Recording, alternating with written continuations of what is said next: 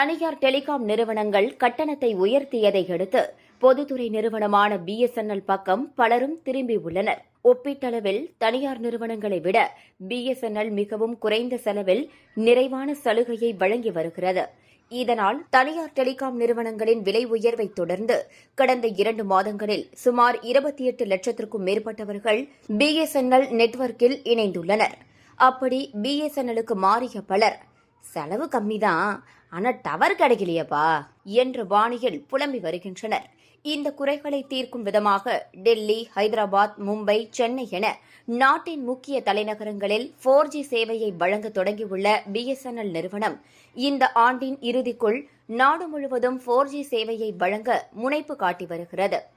மறுபுறம் 5G சேவையை வழங்கவும் நடவடிக்கை மேற்கொள்ளப்பட்டு வருகிறது.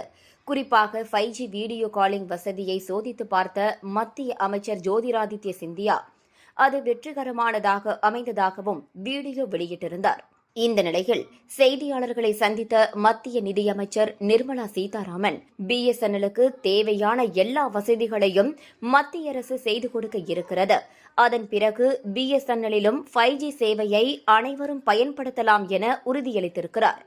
இந்த ஆண்டு இல்லாவிட்டாலும் அடுத்த ஆண்டில் 5G சேவையை வழங்க திட்டமிட்டிருக்கிறது பிஎஸ்என்எல். அப்புறம் என்ன, எல்லோரும் சட்டு புட்டுன்னு பிஎஸ்என்எலுக்கு மாற வேண்டியதானே? வாங்க போமா.